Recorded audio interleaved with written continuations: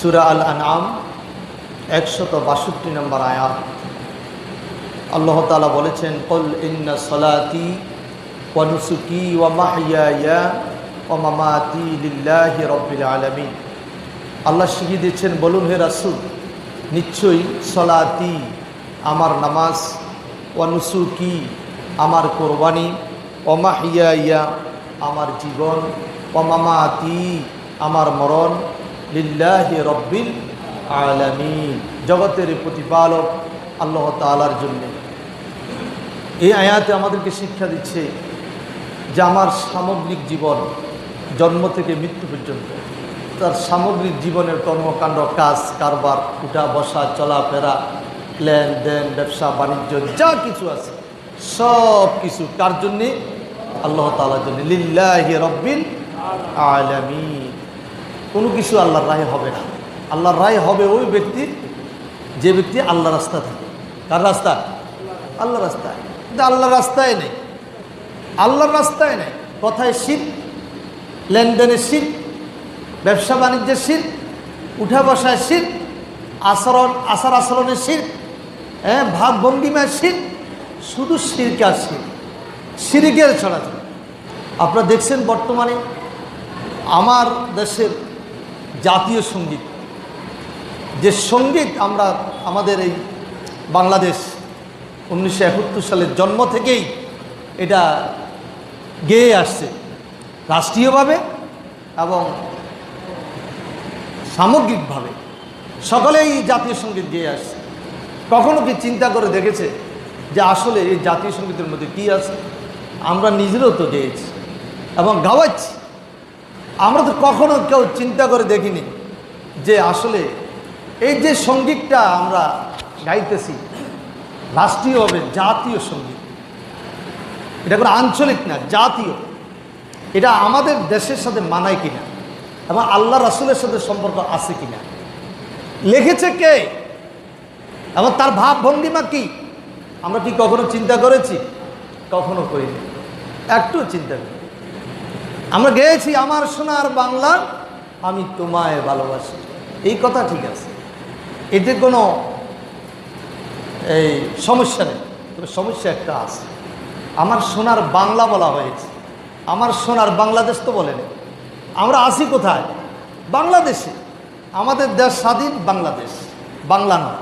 বাংলা হচ্ছে ত্রিপুরা এবং আসাম, এই রাজ্যগুলা নিয়ে বাংলা। আপনার এই সঙ্গীত যিনি লিখেছেন তিনি হচ্ছেন কবি রবীন্দ্রনাথ ঠাকুর। তিনি একজন মুসলমান, ঠিক কিনা? ও হিন্দু, তিনি একজন হিন্দু। তিনি কি? একটু পরীক্ষা করলাম আর কি। তিনি একজন শুধু হিন্দু নয়, ঠাকুর। ঠাকুর, যে ঠাকুরে এই সঙ্গীতটি লিখেছে তিনি তার দেশপ্রেমে লিখেছেন, তার দেশপ্রেম, তার কাছে দেশাত্মপ্রেম ছিল। এই জন্য বাংলাদেশ আমাদের তখনও হয় নাই। জাতীয় সঙ্গীত লেখার আরও ৬৫ বছর পরে যাইয়া আমাদের এই বাংলাদেশ স্বাধীন হয়েছে। কিন্তু আমরা এই ৬৫ বছরে গেয়ে আসছি, আমার সোনার বাংলা আমি তোমায় ভালোবাসি। ভারতবর্ষকে আমরা খুশি করছি, তারা তো খুশি, তারা নিজেরাও এই সঙ্গীত গায়। তাদের স্বাধীনতা উদযাপনে বিভিন্ন প্রতিষ্ঠানে, বিভিন্ন অনুষ্ঠানে তারা এই সঙ্গীত গায়। কিন্তু তাদের সাথে সাথে আমরাও কী করছি? এই সঙ্গীতটা গাইতেছি। কিন্তু তারা তো খুশি, এরা আমাদের বাংলাকে লালন করছে, পালন করছে, স্মরণ করছে। কিন্তু আমরা যে কত বোকা, বোকার স্বর্গে আছি, আমরা চিন্তাও করি নি। এরপরে এই কবিতায় আছে, চিরদিন তোমার আকাশ তোমার বাতাস। এটা বাংলাদেশের জাতীয় সঙ্গীত হিসেবে থাকবে কি থাকবে না এগুলো এটা আমার বিষয় না, এটা তো রাষ্ট্রীয় বিষয়। তবে কিছু বিচার বিশ্লেষণ করার ক্ষমতা তো আমি রাখি। কি বলেন? আপনার জানার ক্ষমতা রাখেন না, বলার ক্ষমতা রাখেন না? জাতীয় সঙ্গীতে লেখা আছে যে চিরদিন তোমার আকাশ তোমার বাতাস। চিরদিন কার আকাশ? তোমার আকাশ। তোমার মানে ওমা তোর বদনখানি মলিন হলো। ও মা, ওই যে মা কালী, মা দেবী, ও মা তোর। তারপরে লেখা আছে কি? ওমা তোর চরণতলে ঠেকায় মাথা। চরণতলে তো মা ইয়া কে? মা কালী। মা দেবী, দেবদেবী। তো রবি ঠাকুর সেভাবে লিখেছেন, তার দেবীকে খুশি করার জন্য উদ্দেশ্য করে। আর আমরা ওমা তোর চরণ তলে ঠেকাই মাথা চিন্তাও করিনি। আমরা মাথা ঠেকাবো কোথায়? আল্লাহ তাআলার কাছে, আল্লাহ তাআলার কুদরতি কদমে আমরা মাথা ঠেকাবো। কিন্তু আমরা ঠেকিয়ে মাথা ঠেকায় দিচ্ছি মায়ের কদমে, যে মা কালিমা, মা দেবী, দেবদেবী, মূর্তি পূজার কাছে আমরা মাথা ঠেকে দিচ্ছি। তো আর কি, চিরদিন তোমার আকাশ তোমার বাতাস। এই চিরদিন আকাশ আল্লাহর, চিরদিন এই বাতাস আল্লাহর। এটা কি মা দেবী, মা কালীর? কোনো চিন্তাও করলে এগুলো কি সুন্নাহ না শিরক? শিরক। বাংলাদেশের জন্ম থেকে এই পর্যন্ত, সামনে হবে হয়তো, আমাদের এই জাতীয় সঙ্গীতে আমরা শিরক করে আসছি। আর আমরা ইবাদত করছি মুখলেসিন আল্লাহুদ্দিন, আল্লাহ তোমার জন্য একনিষ্ঠভাবে। কিচ্ছু হবে না, এখান থেকে শিরক করছি, জানি না, অজান্তে করে ফেলতেছি, আবার জানার চেষ্টাও করি না। আর যে জানাবার জন্য চেষ্টা করেছে তার উপর আক্রোশ, খেপা। হ্যাঁ, আমাদের জাতীয় সঙ্গীত নিয়ে কথা কয়, এরকম কিছু লোক আছে না? আর তোর মাথা কিছু আসেনি বেড়া, মাথাতে তো গোবর ছাড়া, গরুর গোবর ছাড়া কিচ্ছু নেই। একটু চিন্তা করি দেখ, একজন মুসলমান হিসাবে মুসলমানদের কণ্ঠে এই সঙ্গীত গাওয়া যেতে পারে না। এটার মধ্যে স্পষ্ট শিরক রয়েছে, আমরা জানিয়ে দিচ্ছি শুধু এটার মধ্যে শিরক আছে।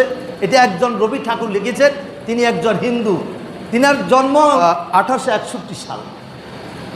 দেখছেন, 1861 সালে যার জন্ম, মৃত্যু 1941 সাল, সঙ্গীত লিখেছে 1905 সাল।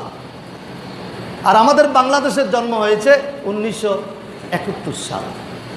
আকাশ পাতাল ডিফারেন্স। যিনার জন্ম হয়েছে তখন বাংলাদেশের জন্ম হয় নাই, আর যিনি মৃত্যুবরণ করেছেন তখনও জন্ম হয় নাই বাংলাদেশের, এর আগে তিনি শেষ। কিন্তু 65 বছর পরে যাইয়া এটা আমরা জাতীয় সঙ্গীত হিসাবে আমরা এটাকে রূপায়িত করেছি। আমরা শিরক করছি, শিরক। আর বলছি ইয়্যাকা না'বুদু ওয়া ইয়্যাকা নাস্তাঈন, একমাত্র তোমার ইবাদত করি আর তোমার কাছে সাহায্য চাই।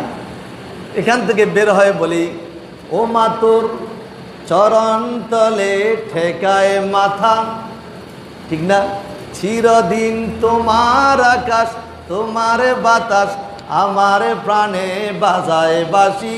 বা যারা তাগুতের তাবেদার, যারা তাগুতপন্থী, অর্থাৎ আল্লাহকে বাদ দিয়ে তাগুতের ইবাদত করে, পত্তলিকের ইবাদত করে, এরকম কিছু মুশরিক মার্কা মুসলমান এই সোনার বাংলাকে নিয়ে আবেগজড়িত কণ্ঠে কান্না মায়া জড়ায় দিচ্ছে, মানে শুরু করে দিচ্ছে।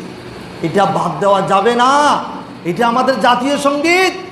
বাপরে বাপ, এই জাতীয় লোকেরা এই শিরকের সাথে জড়িত। এই জাতীয় লোকেরা মাজার পূজা, কবর পূজা, তারপরে ফির পূজা, দরবার পূজা, দরগা পূজা, নানা রকম পূজার মধ্যে তারা লিপ্ত। আজকে তাদের দরগা, দুর্গা, মাজারগুলো ভাঙা হচ্ছে না? কে ভাঙছে? ধর্মপ্রাণ মুসলমানেরা। ধর্মপ্রাণ কি? মুসলমানেরা, যারা ধর্মকে লালন করে, পালন করে, যারা এক আল্লাহর ইবাদত করে, যারা ইয়্যাকা না'বুদু ভিতরে ওয়া ইয়্যাকা নাস্তাঈন বলে, বাইরে যাইও তারা সে কথাই কি বাস্তবায়ন করে। আপনারা দেখছেন না এগুলা? এই যে দেওয়ানবাগি, পাকিস্তান যাকে কাফের ঘোষণা দিয়েছে, দেওয়ানবাগি, আল্লামা মওদুদী রহমতুল্লাহ আলাইহি, ওনার নাম শুনছেন তো আপনারা? শুনছেন না? এই তার মাথা, এই দাড়ি, এই চেহারা, মানুষটা যে কেমন, দেখলেই আল্লাহর ওলি বোঝা যায়, এতে কোনো সন্দেহ নেই। জ্ঞান, তার যে এলেম, তার অসংখ্য সাহিত্যের ভান্ডার, অসংখ্য কিতাব তিনি লিখেছেন, এবং তাফসিরে তাফহিমুল কোরআন তিনি লিখেছেন, বিশাল এক কিতাবের ভান্ডার। সেই আল্লামা মওদুদী রহমতুল্লাহ আলাইহি তিনি সর্বপ্রথম এই কাদিয়ানির বিরুদ্ধে, দেওয়ানবাগের বিরুদ্ধে আওয়াজ তুলেছেন, তাদেরকে কাফের ঘোষণা দেওয়া হোক পাকিস্তান আমলে। পাকিস্তানে ঠিক মতোই তাদেরকে কাফের ঘোষণা দিয়েছে। কিন্তু আমাদের দেশে এই কিছু মাজার পূজারী, কবর পূজারী, দরগা পূজারী, দুর্গা পূজারী, কিছু দরবারি হুজুর, কিছু তরকারি হুজুর, দরবারি, তরকারি, সরকারি, এরকম কিছু আলেম আছে না? এগুলো চিনেননি? এগুলো দেখবেন আপনার মতো এই পাঞ্জাবি পরে, টুপি পরে, এই দাড়ি, মেসোয়াক ছাড়ে না, কিন্তু এরা তরকারি হুজুর। এরা মানুষের পাঁচ হাটে গোলাপ। এরা মানুষকে প্রভু মনে করে, আল্লাহকে নয়, মানুষকে। এরা মানুষ থেকে পেতে চায়, 5 হাঁটা গোলাপ। আর সরকারি কিছু আলেম আছে, ইসলাম বিক্রি করে কোরআন সব দাফন, এগুলো সব দাফা চাপা দিয়া সরকার, যখন যে সরকার থাকে তখন ক্ষমতার জন্যে, হ্যাঁ, কিছু পাওয়ার আশায়, পদ পদবি লোভে ওই সরকারের যত গুণগান সব গাইতে থাকে। এটা কোরআনে থাক আর না থাক, এটা হচ্ছে সরকারি হুজুর। দরবারি হুজুর, পীরের দরবার, দরগা, দুর্গা, এ দরবারে গুরুগুরি, এই চুল জটের মতো করে রেখেছে। জট দেখেন না, লম্বা লম্বা চুল, জট মার্কা। মনে হয় 1 বছরে একবার গোসল করে নেই। গোসল করছে চিনে না, নারী পুরুষ একসাথে থাকে, ল্যাংটইন আছে, খায় মদ, নামাজ কলমা কিচ্ছু নেই। এরা মাজারে মাজারে ঘুরে, এরা হচ্ছে দরবারি হুজুর। কি হুজুর? এই দরবারি হুজুর। এরাই এই তাগুতকে, শিরকে, এই আল্লাহর সাথে অংশীদারিত্বকে জিন্দা রেখেছে। গরিব, তারপরে টোকাই, রাস্তা রাস্তা হাঁটে, মানে একেবারে নিরীহ লোকদেরকে এইসব জায়গায় আশ্রয় দেওয়া হয়। আশ্রয় দিয়া তারা আশ্রয় পাইছে, তারা টানতেছে, গাঁজা পাইতেছে, হেরোইন পাইতেছে, ফেন্সিডিল পাইতেছে, নারী পাইতেছে, আর কি দরকার? এখানে তো সবই আছে। নাউজুবিল্লাহ বলে। তো এই জাতীয় লোকেরাই আমাদের দেশে এই শিরকে জিন্দা রেখেছে। আজকে আমরা ইবাদত করছি ইয়াকা নাবুদু ওয়া ইয়াকা নাস্তাঈন, কিন্তু আমাদের অজান্তে আমরা কত শিরক করে বসছি এবং আমরা কোনো চিন্তাই করি না। যার কারণে মুমিন হয়েও, মুসলমান হয়েও কোথায় যাবে? জাহান্নামে যাবে। কোথায় যাবে? জাহান্নামে যাবে। এবার দেখুন, হযরত লোকমান আলাইহিস সালাতু ওয়াস সালাম তার সন্তানকে বলেছিলেন, ইয়া বুনাইয়া লা তুশরিক বিল্লাহ ইন্নাশ শিরকা লাযুলমুন আযীম। সূরা লোকমান 13 নম্বর আয়াত। হযরত লোকমান আলাইহিস সালাম বলেছেন, হে আমার প্রিয় সন্তান, হে আমার প্রিয় বৎস, ও আমার বাবাজি, আল্লাহর সাথে শিরক করো না, কারণ শিরক হচ্ছে আল্লাহর উপরে সবচেয়ে বড় জুলুম। শিরক এটা আল্লাহর উপরে সবচেয়ে বড় কি? জুলুম। জুলুম করো না। কে বলছে? লোকমান আলাইহিস সালাতু ওয়াস সালাম। এই কথা আল্লাহ কোরআনে কারিমে নোট করে দিয়েছেন।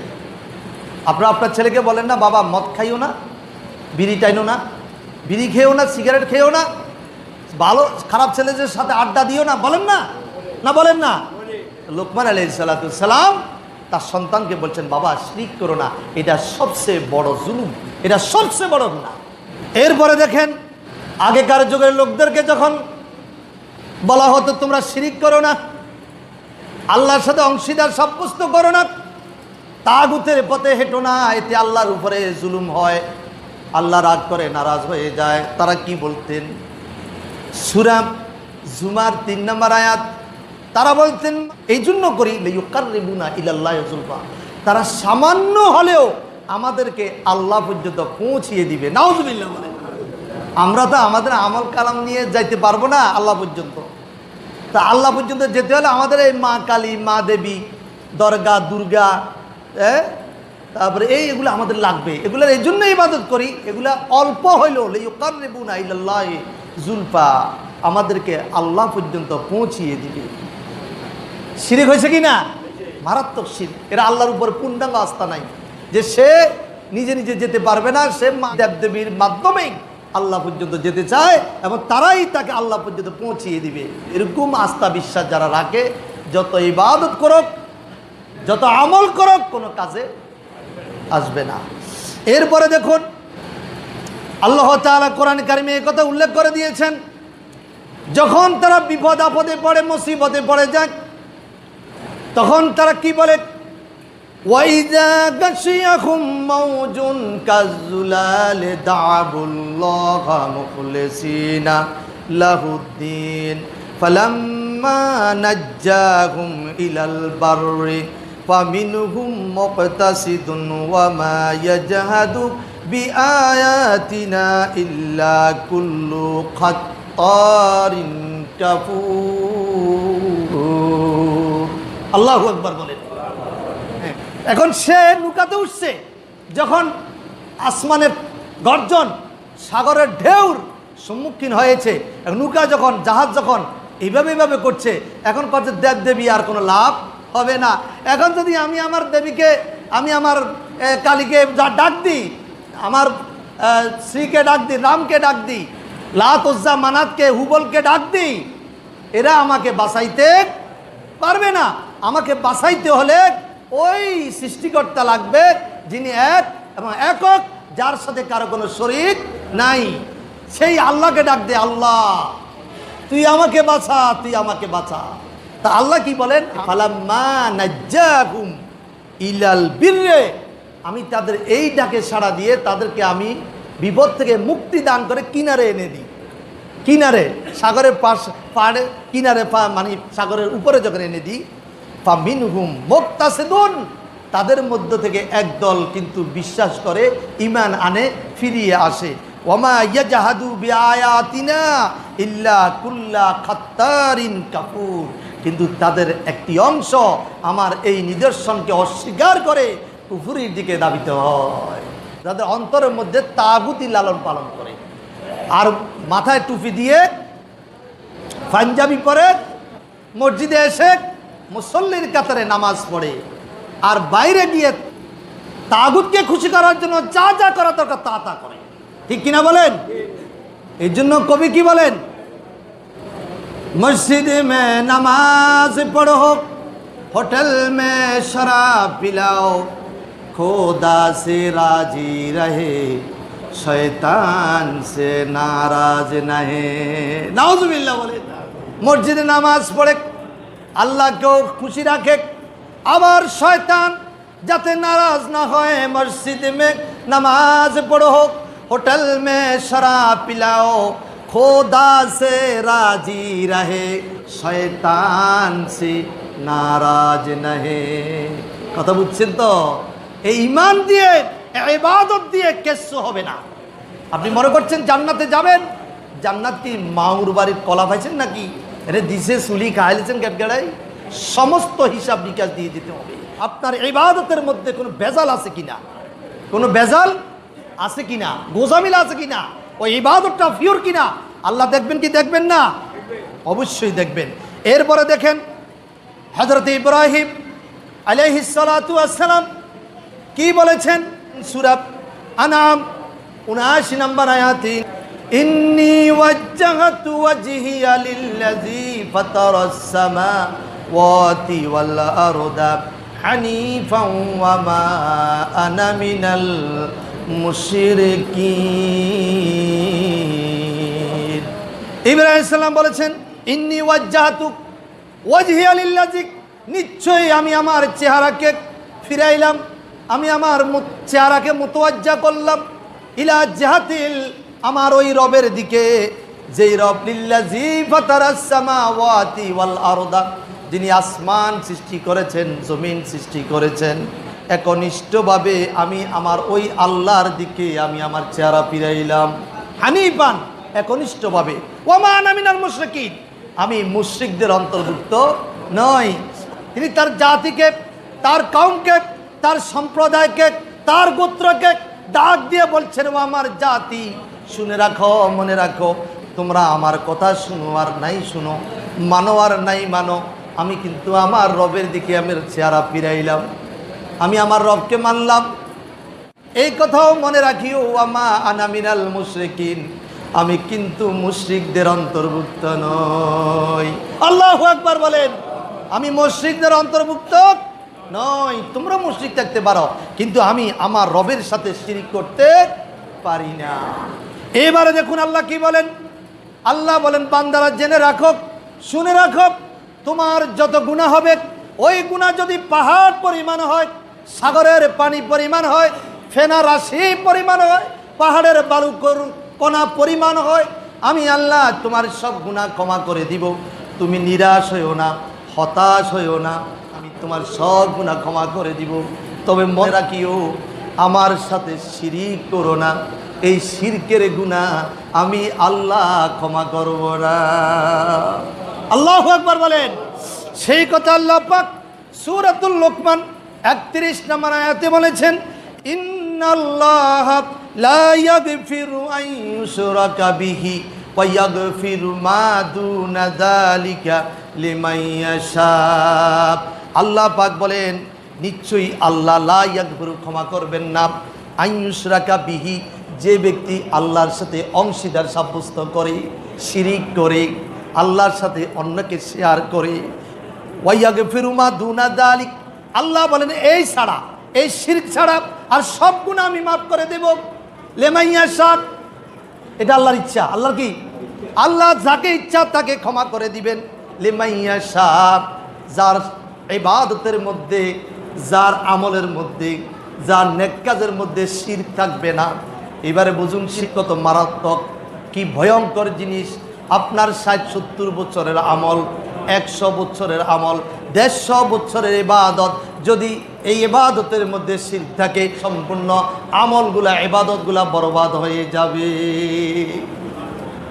আল্লাহ তাআলা শুধু আমাদেরকে বলেন নাই, আল্লাহ তাআলা আল্লাহর নবীদেরকে পর্যন্ত ধমক দিয়েছেন। নবীদেরকে পর্যন্ত বলেছেন, হে নবী, আপনিও যদি শিরিক করেন, আপনার জীবনের সকল আমলগুলা বরবাদ হয়ে যাবে। এই ভণ্ডরা আজকে আমাদের দেশে শিরকে জিন্দা রেখেছে কত রকমের মাজারের নাম দিয়া, যে মাজারে কোনো মানুষ নাই। মানুষ আছে? কিচ্ছু নাই। মাজারের নাম দিছে। দেখেন কি কি মাজার, অনেক মাজার আছে। কয়েকটা মাজারের নাম বলি শুধু বুঝার জন্যে। মাজারের নাম হযরত সিলখাওয়া দরবেশ শাহ রহমতুল্লাহ আলাইহির মাজার। সিলখাওয়া দরবেশ শাহ সিল খাইতো, সিল, নাউজুবিল্লাহ, এটা সিলখাওয়া দরবেশ শাহ রহমতুল্লাহ। এরপরে হযরত টংটং শাহ রহমতুল্লাহ আলাইহির মাজার, টংটং শাহ। খেতা শাহ রহমতুল্লাহ আলাইহির মাজার। খেতা, খেতা বালিশ চিনেন তো? হায় হায়, আর কত ধোঁকা দিবে মানুষকে। খেতা বালিশ শাহ রহমতুল্লাহ আলাইহির মাজার। এরপরে লেসু শাহ রহমতুল্লাহ আলাইহির মাজার। লেসু খায়, লেসু মানে তাল্লা লেসু এনবা, লেসু, লেসু খালি আসিও না, আসার সময় লেসু শাহ, লেসু নিয়ে আসবা। এরপরে আছে হযরত ল্যাংটা শাহ রহমতুল্লাহ আলাইহির মাজার। মানে বাবা ল্যাংটা থাকতো, কাপড় চোপড় পরতো না, বাবার কাপড় চোপড় নিয়ে আসবা। বাবা তো এখন ভিতরে ঢুকিয়েছে, এগুলো উপরেগুলো খাইবে আর কি। এরপরে আছে চটপটি শাহ রহমতুল্লাহ আলাইহির মাজার। আসার সময় চটপটি নিয়ে আসবা, গেটে লেখা আছে এগুলা, চটপটি শাহ, খুব কারুকার্য করে লেখা চটপটি। যাওয়ার সময় চটপটি নিয়ে যাবেন বাবার লাই। তো বাবা তো খাবে না, বাবার ওই এরা খাবে আর কি। এরপরে আছে বুদাই শাহ রহমতুল্লাহ আলাইহির মাজার, বুদাই শাহ। এরপরে আছে চাউল ডাউল শাহ রহমতুল্লাহ আলাইহি মাজার। চাউল ডাউল যাবে সময় চাউলের বস্তা, ডাউলের বস্তা নিয়ে যাবেন, চাউল ডাউল শাহ। এরপরে আছে গোলাপ শাহ, এটা ঢাকাতে এখানে গোলাপ শাহ রহমতুল্লাহ আলাইহির মাজার। এটা হাগলা মিয়ার মাজার, জিন্দা মাজার, মোলা মাজার, তালা মাজার। ওরে বাবা, মাজারের অভাব নাই। ওরা বলে আসার সময় খালি আসবা না, মরক নিয়ে আসবা, ডিম নিয়ে আসবা, গরু নিয়ে আসবা, ছাগল নিয়ে আসবা, চাউল নিয়ে আসবা, ডাউল নিয়ে আসবা, তাহলে বাবা তোমার উপর খুশি হয়ে যাবে। ওই যেখানে কচ্ছপ আছে, তারপরে কি কি ওই যে কুমির আছে, এদেরকে খাওয়াইবা, তোমার সকল হাজাত, সকল মাকসুদ আল্লাহ পুরা করে দিবে। নাউজুবিল্লাহ বলে। এই নিয়তে যদি কেউ মাজারে যায়, তাদের ঈমান আমল সব নষ্ট হয়ে যাবে।